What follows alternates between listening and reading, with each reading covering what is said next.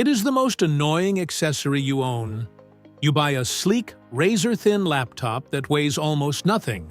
But, to keep it alive, you have to carry a heavy, clunky, rectangular brick. It gets hot, it trips people in coffee shops, and it takes up way too much space in your bag.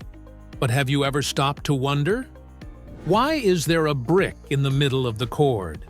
Why can't we just have a simple wire running from the wall to the computer, like we do for a lamp or a toaster? The answer lies inside that black box. It isn't just a plug. It is a miniature power plant, a translator, and a bodyguard, all wrapped in plastic. Today, we are cracking open the casing to find out exactly what happens inside. To understand the brick, we first have to understand the problem. The electricity coming out of your wall is chaotic. It is alternating current, or AC. It rushes back and forth, changing direction 50 or 60 times every single second.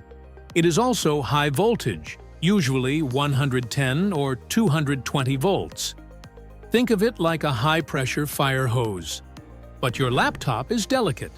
Its microchips need a steady, calm, one-way flow of electricity called direct current, or DC. It also needs that power at a much lower voltage, usually around 19 volts. If you connected your laptop directly to the wall without the brick, the high-voltage AC would instantly fry the motherboard. The black box exists to negotiate this. It has to turn a raging river into a gentle stream, and it does this in 3 distinct stages. Step 1 happens the moment electricity enters the box. It hits a component called a bridge rectifier. Imagine 4 traffic guards standing in an intersection. No matter which way the cars try to come from, these guards force everyone to drive in the same direction. The bridge rectifier takes that back-and-forth AC power and flips it, creating a rough, bumpy, one-way road.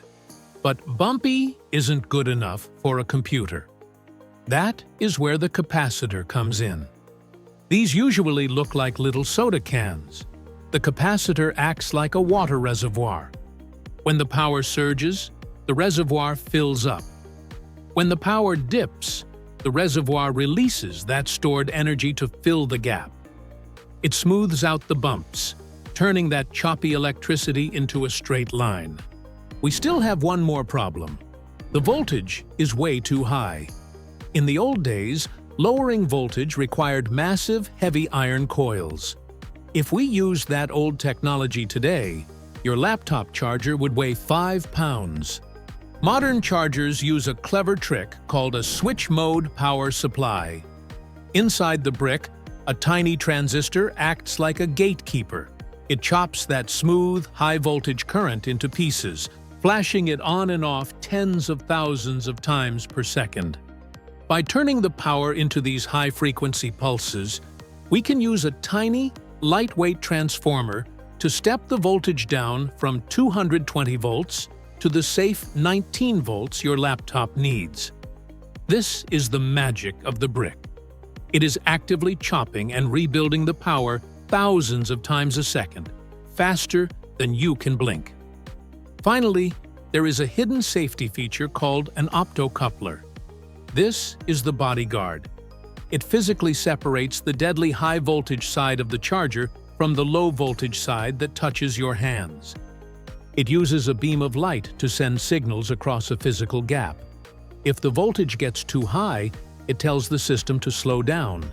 This ensures that even if something goes wrong inside the brick, the dangerous wall power cannot jump the gap to shock you or destroy your computer. So, the next time you trip over that blocky power cord, remember that it isn't just a piece of plastic. It is a complex city of bridges, reservoirs, and high-speed switches working tirelessly to keep your digital life running. Thanks for watching What Exactly Is. If you enjoyed opening the black box with us, hit the like button and subscribe for more deep dives into the simple things. We'll see you in the next one.